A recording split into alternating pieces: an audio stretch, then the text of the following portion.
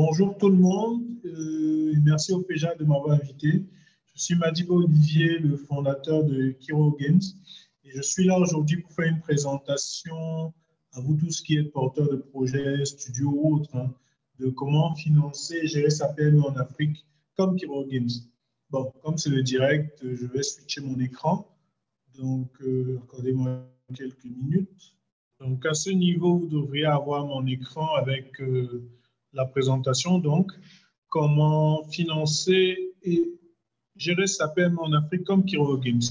Donc du coup, on va entrer dans le vif du sujet. Kiro Games en est une des références mondiales parmi les startups tech africaines, comme vous pouvez le voir ici. Donc voilà, on a un peu prouvé, on a fait un jeu Orion l'héritage des Koryodan qui est un peu reconnu dans le monde. Alors Kiro, on fait des jeux vidéo, on essaie de faire des dessins animés, on veut faire des jouets par d'attraction un jour. Et en parallèle, nous avons Kiro Ubuntu qui est notre projet de partage d'expérience, mais aussi de faire une plateforme de levée de fonds qui un jour deviendra même une bourse de l'informel. Notre histoire, parce que voilà, vous pouvez vous dire, oui, mais toi qui peux venir nous parler là comme ça, c'est que je pense qu'on est un peu comme vous tous. On nous a toujours dit que ce qu'on veut faire n'est pas possible. 2003, on nous dit que vous ne pouvez pas faire de jeux vidéo. On apprend à faire ça nous-mêmes sur Internet. 2013, on nous dit que vous ne trouverez jamais l'argent pour faire un studio. On se finance tout seul en faisant de l'equity crowdfunding. 2016, on dit le jeu là ne va jamais sortir. Il sort et il brise le mur exotique. Donc, c'est un peu notre comme ça. Quoi. Tout le monde nous dit tout que c'est pas possible. Et en fait, l'idée, c'est on veut être une marque qui aide tout le monde à faire pareil. C'est-à-dire des jeux vidéo qui vont vous aider à avoir le bon mindset, mais surtout après soutenir les personnes dans leur business au-delà de l'imaginaire. Bon, pourquoi est-ce qu'on fait ça? Ces gens disent, ouais, mais pourquoi tu ne fais pas juste jeux vidéo, tu restes tranquille dans ton coin? Parce qu'en fait, l'Afrique doit créer 50 millions d'emplois d'ici 2040. Ce n'est pas moi qui dis, c'est Tony Blair. Donc, sinon, nos enfants et nous, on va seulement risquer une grosse crise dans 23 ans. Donc, on dirait que là, on est en 2020. J'avais fait ce slide en 2017. Mais voilà, l'idée est la même. Pour mon propre bien, si je veux que beaucoup de gens achètent mes jeux vidéo, il vaudrait mieux qu'il y ait beaucoup de gens qui aient réussi à ouvrir leur PME. Voilà. Mais à part ça, c'est aussi parce que nous sommes des humanistes, on aime partager. Mais si vous n'y croyez pas, dites-vous que nous sommes des égoïstes à long terme. Alors, on entre dans le vif du sujet. Kiro Ubuntu, qu'est-ce que c'est? Alors, dans quelques minutes, vous allez découvrir les secrets de la matrice.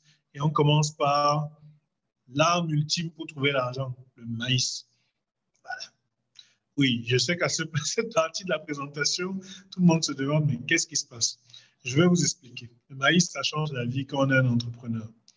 Alors, supposons que je vous demande si vous êtes dans un pays où il y a la famine et que vous trouvez un beau maïs comme ça au sol qui est tout cru, qu'est-ce que vous faites? Bon, là, vous ne pouvez pas me répondre, mais en général, il y a deux types de réponses. Il y a la réponse de la victime qui vous dit je vais manger le maïs et j'attends encore de trouver, et on sait tous comment ça va finir. Et il y a la réponse de celui qui dit je vais planter le maïs et quand ça va pousser, je serai riche et heureux. En fait, c'est une bonne réponse, mais ça vous rend rêveur et un futur déprimé. On va vous dire pourquoi. Parce que voici la réalité de ce qui va se passer. On a la case 1, vous allez planter le maïs. En chemin, les sauterelles vont commencer à venir manger le maïs. Vous allez vous battre pour les chasser. Le maïs va pousser. Ensuite, à la case 3, les agresseurs, vu qu'il y a tout le monde à fond autour, vont venir prendre le maïs et venir vous dire de donner le maïs. Vous allez supporter la wash, comme on dit au Cameroun, pendant 2 mois. Ensuite, vous allez vous liguer avec tous les agriculteurs et chasser les agresseurs. Par contre, il y aura inondation. Une fois que vous avez fini l'inondation, il y en a qui vont s'arrêter là en disant oui, voilà, Dieu ne nous aime pas, nous on a toute la malchance. Mais certains vont se rendre compte que les poissons viennent manger le maïs au fond de l'eau et devenir des gens qui vendent le poisson braisé. La suite, c'est pareil. Ce que je veux dire, c'est que quand vous lancez un projet en Afrique, il faut voir la vie comme cette histoire du maïs. Là. Tu auras des hauts et des bas. Ton plan ne va jamais se passer comme prévu. Il faut toujours que tu te dises c'est quoi le prochain geste. Et au cas où ça ressemble à de la philosophie, Nous, à Kiro Games, quand on a commencé à chercher l'argent partout, vous voyez le rouge là, c'est quand on a échoué. Donc, c'est un peu long à expliquer, mais en gros, nous, au début, on voulait 10 000 $. On avait un plan que vous pouvez voir sur la première ligne, ça a bien échoué. On voulait chercher 10 000 $ sur Kickstarter, on n'a pas eu. Ensuite, on nous a dit non, demandez les subventions au gouvernement, on n'a pas eu. Ensuite, il y a des gens qui nous ont dit oui, on va investir sur vous 54 millions, on n'a pas eu, etc., etc. Donc, à chaque fois, on avançait et on trouvait une nouvelle piste jusqu'au jeu que vous avez pu jouer et au studio que vous voyez aujourd'hui. Donc, c'est important. C'est pour dire, quand vous êtes un entrepreneur, on va arriver à l'argent, ne vous en faites pas. Ne soyez pas des lions. Pardon. Quand vous êtes un entrepreneur, ne soyez pas des lions qui pleurent pour être les crocodiles. Parce que vous allez vous dire, oui, si j'étais à la Silicon Valley, on allait me donner l'argent. C'est vrai, hein? Mais vous avez des avantages et des défauts à être en Afrique qu'il faut toujours chercher. Qu'est-ce que j'ai comme avantage? Parce que sinon, vous êtes un lion qui pleure le poisson, alors qu'il y a la gazelle à côté. Cherchez vos points forts. Le plus dur sur le chemin, ce n'est pas l'argent, mais on va donc parler de l'argent, parce que c'est ce que vous voulez savoir. Comment on trouve l'argent pour son projet? Quand on est un entrepreneur tech, il faut d'abord comprendre l'entrée en bourse. Très important, comment l'argent fonctionne. Je vais essayer d'être rapide, mais c'est un point assez important. Vous voyez, vous avez une phase qu'on appelle early stage. Tu es avec tes amis dans la chambre d'étudiants, vous avez des idées, vous dépensez peut-être 5 000 $ dans tous vos idées, les prototypes, tout ça. OK. Ensuite, vous arrivez au seed stage. C'est un peu l'endroit où nous, en Afrique, on souffre beaucoup. C'est l'endroit où vous dites, OK, je veux peut-être vendre 10% à mon entreprise pour lever, disons 20%, pour lever 200 000 $ et prouver que mon idée peut devenir un vrai produit. C'est ce qui se passe. Et là, comme tu as levé 200 000 $, ton entreprise vaut 1 million. Même si tu n'as jamais gagné 1 million en banque, on va y venir. Ensuite, tu avances, tu évolues. En général, tu échoues même dans le seed stage, pour être honnête. Mais les investisseurs viennent encore mettre 1 million pour 10% de l'entreprise. Tu vaux maintenant 10 millions dans les séries, ce qu'on appelle les séries A, série B. Là, nous, Africains, on se dit souvent que mais les gens, si ils mettent de l'argent, c'est quand vous voyez les Instagram, tout ça. Quand on met l'argent, on dit que ça vaut 10 millions. Ça sert à quoi de valoir 10 millions si on n'a pas ça en banque? On continue. Tu continues ta vie. Et un matin, quelqu'un vient mettre 100 millions dans ton entreprise pour 10% et tu vaux 1 milliard. C'est ce qu'on dit donc que tu deviens une licorne. Jusque-là, nous, on se dit donc que c'est la sorcellerie. Les gens, si la valuation, là, sert à quoi? Sauf que ce qui est intéressant, c'est que le jour où tu entres donc en bourse, ce qu'on appelle l'IPO, c'est le seul endroit sur Terre dans lequel on paye les racines de l'arbre. Donc, si tu as une entreprise qui vaut 1 milliard et que tu mets peut-être 50% de ton entreprise en bourse, on peut te donner 500 millions pour ça, même si ton entreprise n'a jamais fait ce chiffre d'affaires-là. Donc, imagine un actionnaire celui qui a acheté 20% à 200 000, quand lui, tu arrives en bourse, ces 20% valent quoi, environ 10 milliards, pardon, peut-être 100 millions ou 10 millions, je ne sais pas, il faut faire le calcul. Voilà pourquoi vous voyez souvent que dans les entreprises tech ailleurs, on ne vient même pas demander à un Facebook, tout ça au début, tu vas faire quel chiffre d'affaires, tu auras quel bénéfice. Ce qui les intéresse, c'est la valuation à côté par rapport au nombre de users, etc., etc. Là, nous, on se demande encore à ce stade, les gens qui mettent les millions, qui achètent les racines de l'arbre, sachant que tu ne feras peut-être jamais le chiffre d'affaires, c'est la sorcellerie, pourquoi est-ce qu'ils te donnent autant d'argent? En fait, quand tu entres en bourse, tu deviens comme un cheval du PMUC. C'est-à-dire, il y a des gens qui vont parier à longueur de journée sur ton entreprise. Je vous donne par exemple l'exemple de Uber. C'était Uber? Oui, je crois que c'était Uber. Il faudra, excusez-moi si ce n'est pas la bonne référence, mais l'histoire en tout cas est à peu près la bonne. Uber est entré, je crois, en bourse et le matin, leur action valait 17 $. Le matin à 8 heures. Le soir, elle valait 24 $. Ça veut dire que dans la même journée, il y a un banquier quelque part qui a acheté 1 million d'actions à 17 millions et qui le soir, sans bouger de son fauteuil, a revendu à 24 millions. Donc, vous comprenez que celui qui a acheté à 24 millions a revendu le lendemain à quelqu'un à 32 millions. Donc, ceux qui prennent ça, quand tu en as bas, tu deviens dans le PMUC. Donc, voilà un peu un des éléments, quand on dit le capitalisme, en fait, voilà, ça, c'est l'économie autour du capital. Voilà. Et c'est très important pour une start-up de savoir ça, même si toutes les startups n'en ont pas besoin. Idéalement, il faut être une entreprise qui fait à la fois des dividendes, du chiffre et de la valuation. Mais avançons. Alors, nous, toute notre levée de fonds, c'est comment tu trouves tes premiers 200 000 dollars là, dans le seed stage. Il y a 13 étapes qui sont un peu longues à expliquer ici, mais en gros, vous devez évaluer les besoins, diviser le budget en phases. On va les voir en détail devant. Mais ces 13 étapes, vous pourrez les avoir sur le site kiroubuntu.com. Même avec un compte gratuit, vous aurez accès à ce graphe-ci qui explique comment en 13 étapes, tu peux lever les fonds toi-même pour ta boîte. Allons dans les détails. Pour lever les fonds comme Kiro Games, tu as des contraintes. Tu vas lever l'argent toi-même, personne ne va t'aider. Les actionnaires, tu vas les enregistrer à la fin de la levée. Parce que imagine que tu lèves l'argent chez 50 personnes. Si à chaque fois tu vas voir le notaire, rien que les frais de notaire là vont finir l'argent que tu lèves. Donc c'est mieux de les lever tous et d'aller chez le notaire à la fin. Ce qui implique que tu dois avoir des contrats et plein de preuves qui rassurent les actionnaires qu'ils peuvent réclamer quelque chose quand ils verront tes statuts. On commence donc par l'étape 1. Comment est-ce qu'on évalue les besoins? Parce que beaucoup d'entre nous, quand on commence un projet, on a notre idée et on fonce directement coder. Ce n'est pas comme ça. Il faut toujours que ton projet survive sur Excel au début. Sinon, c'est une bonne idée. Ce n'est pas un projet. Donc, tu dois t'asseoir sur Excel. Ne cherche pas à faire la grande comptabilité. Fais comme la trésorerie du quartier. Tu dis, OK, prenons un jeune qui va ouvrir sa boulangerie. Il calcule le salaire, les équipements. Ensuite, il faut être pragmatique par rapport à l'endroit où tu vas vendre. Imaginons, tu veux faire la boulangerie, tu cherches 20 millions de francs CFA. Ça veut dire que tu vas devoir vendre 560 pains par jour dans le quartier. Ça peut faire beaucoup. Par contre, si tu cherches, et dans le plan de 20 millions, tu avais la voiture, le four high-tech, la valise de service, etc. Alors que si tu te dis, bon, avec 10 millions, je n'achète pas la voiture, je prends le petit four, je n'ai pas encore les habits de veste, tu te rends compte que, bon, il faut vendre 280 pains par jour. C'est déjà un peu plus faisable dans le quartier. Voilà. C'est aussi une étape très importante quand vous évaluez vos besoins. Commencez par l'idéal, mais après, vous-même soyez réaliste sur le fait que mieux je commence sans aller dire que je vais faire la lune. Ensuite, étape 2 et 3.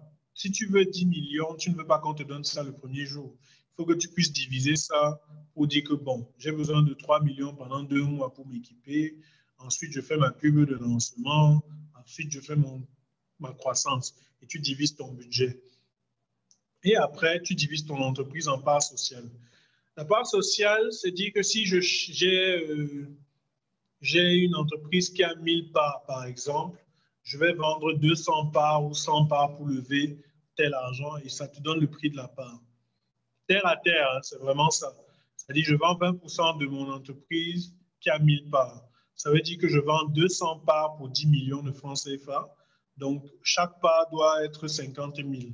Ça a l'air d'être compliqué, mais c'est simple comme la comptabilité d'une boutique. Donc, vraiment, et après, quand tu es même malin, tu te rends compte que tu as dit en haut qu'il te faut 3 millions au début, non? Donc, si tu vends la part à 50 000, tu as donc besoin de vendre 60 parts pour faire la phase 1, 56 parts pour faire la phase 2, 84 parts pour faire la phase 3. C'est de la pure logique. Il n'y a rien de sorcier. Les gens vont souvent faire comme s'il faut être à Harvard pour faire ça.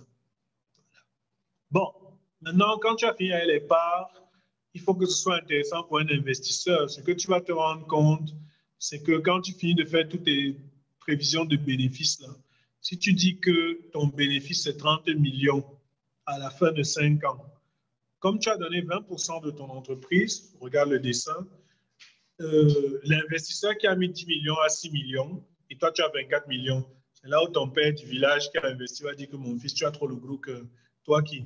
Donc nous on met 10 millions, on attend 5 ans, nous on a 6 millions, toi tu as 24 millions, jamais. Et on connaît tous ces discussions qu'on a. Non, une astuce, c'est de faire ce qu'on appelle des classes d'action.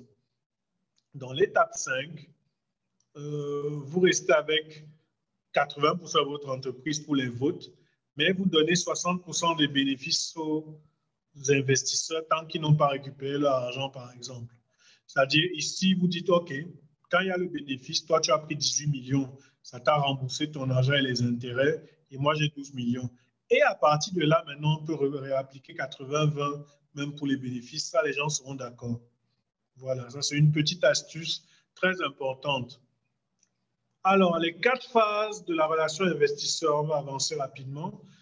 Quand vous rencontrez un investisseur, il y a d'abord le contact. C'est-à-dire, vous le rencontrez dans une soirée de networking, dans une conférence. Ne l'agressez pas une fois en disant donne-moi ton argent. Les gens n'aiment pas ça. Commencez par lui laisser un souvenir agréable, c'est-à-dire parlez-lui de ce que votre idée va faire de bien, parlez-lui de ce que vous avez fait, écoutez-le aussi sur sa vie, faites une blague sur ce que vous avez en commun. Ça laisse un bon rapport humain. Ensuite, vous lui donnez les moyens d'étudier votre projet avec quelque chose, un résumé très rapide de 2 pages, pas plus. Et il étudie et de plus en plus qu'il est intéressé, vous lui envoyez plus d'éléments. Ne donnez jamais vos secrets industriels.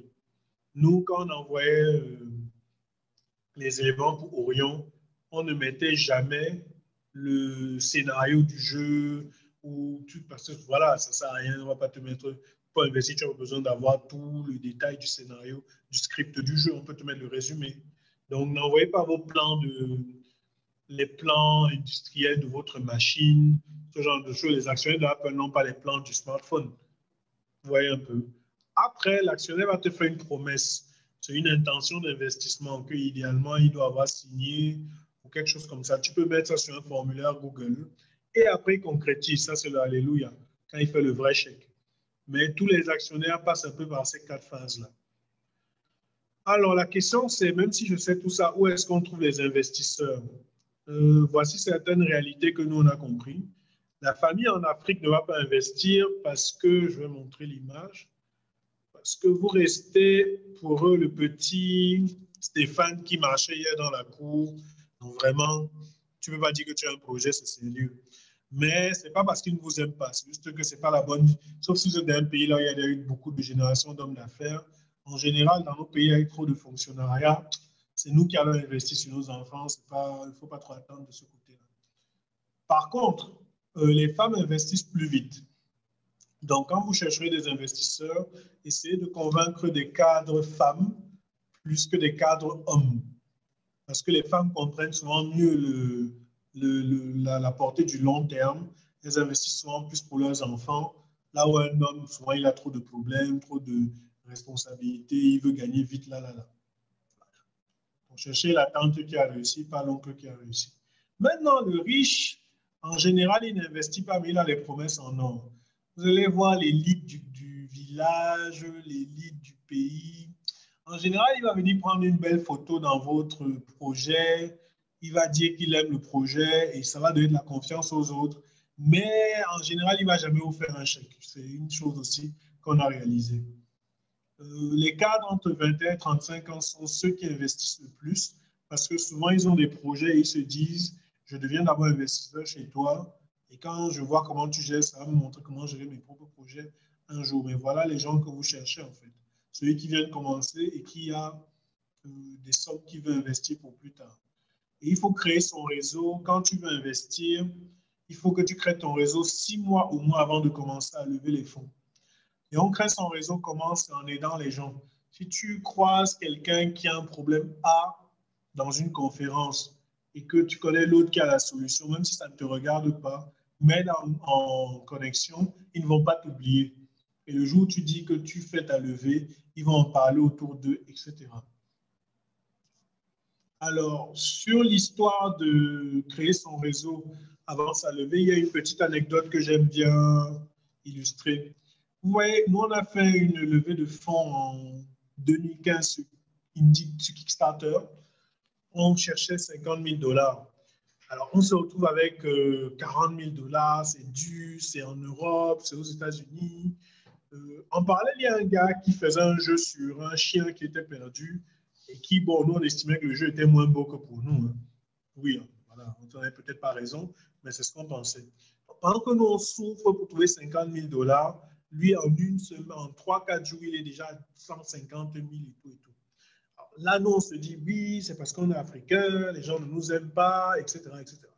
Le jour où le monsieur là, a publié le making-of de sa levée, on a compris beaucoup de choses.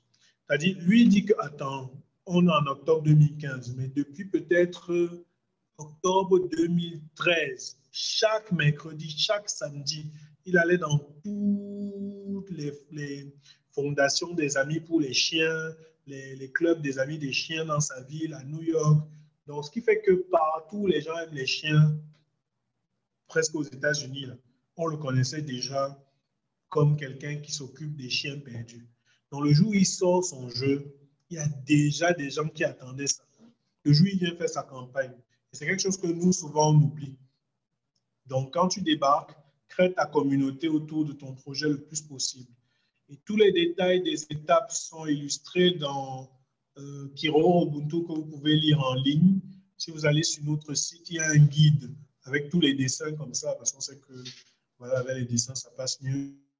Donc, allez lire kiroubuntu.com et vous pourrez justement avoir tous les détails de la levée de fonds comme Kiro Games. Mais au-delà de la levée de fonds, je vous donne quelques bonus et on finit rapidement. Alors, l'équipe ou le projet, qu'est-ce qui est plus important d'après vous? Je vous laisse 2 secondes pour répondre. OK. Si vous avez répondu le projet, c'est bien, mais en fait, c'est faux. Parce qu'en effet, le plus important, c'est l'équipe. Pourquoi? Parce que imaginez que vous donnez, c'est pas moi qui le dis, c'est le fondateur de Pixar. Si vous donnez un bon projet à une mauvaise équipe, ils vont tout gâter. Si vous donnez par contre un mauvais projet à une bonne équipe, elle va même tout arranger. Donc l'équipe est toujours plus importante que le projet. Et ce qui est plus important que l'équipe, c'est le timing. Donc, quand vous faites votre projet, c'est les 2 questions clés que vous devez vous poser. Est-ce que je suis dans le bon timing?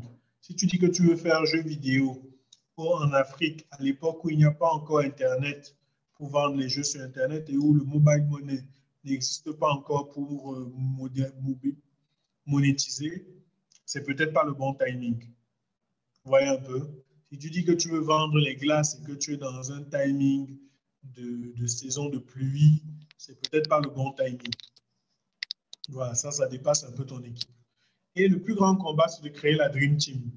Quand tu es entrepreneur en Afrique, à part si tu as l'argent une fois pour embaucher les gens de Harvard qui viennent avec les gros diplômes et qui sont hyper professionnels, la plupart du temps, tu vas devoir former les gens toi-même à leur métier ou à être plus professionnel dans ce qu'ils font. Donc, tu vas devoir sacrifier chaque seconde de libre que tu as à te former dans tous les aspects. Tu ne dessineras jamais aussi bien qu'un dessinateur, mais tu sauras comment le guider pour que ses dessins soient cohérents avec le travail du programmeur.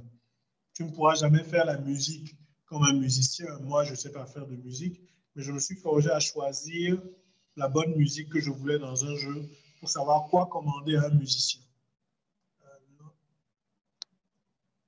Alors, une seconde, excusez, c'était un tweet. Donc, ensuite, on avance. Personne ne va vous suivre pour vos rêves. Le gros défi, c'est qu'il faut arriver, parce que oui, tout le monde va vous dire, voilà, j'ai mon propre rêve. Donc, quand tu viens à part, si tu me donnes beaucoup de CFA, je vois pourquoi je veux venir suivre ton rêve.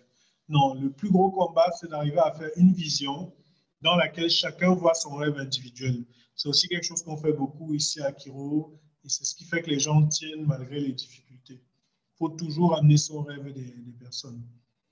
Et commencez avec ce que vous avez. Il n'y a pas de... Nous, si vous allez sur notre site, vous verrez à quoi ressemblaient les premières images de Orion. Là, on voulait faire un box. Donc, on ne pouvait pas importer les box de Paname. On a d'abord fait un prototype sur papier et après, on allait commander un truc en bois sur lequel on a fait des impressions couleurs pour les box de nos jeux. Donc, voilà. Donc, on a fini avec la présentation Kiro Ubuntu, qui en fait est la méthode pour financer et gérer sa PME en Afrique comme Kiro Games. Tous les détails, comme j'ai dit, vous les retrouverez dans le guide illustré. Vous allez sur le site et vous obtiendrez le guide. Donc, voilà, vous avez tout le secret de Kiro Games, les bases. Allez sur kiroubuntu.com, créez un compte gratuit. Si vous n'êtes pas au Cameroun, nous sommes en train d'intégrer des moyens pour les comptes un peu plus pro de Ubuntu avec le mobile money et autres. Donc, rejoignez déjà la communauté et vous serez informés de comment ça évolue. Mais notre but, c'est de vous inspirer, vous divertir, vous soutenir. Si vous avez des questions, trouvez-nous sur Twitter et on y répondra. Et merci au FEJA pour l'invitation.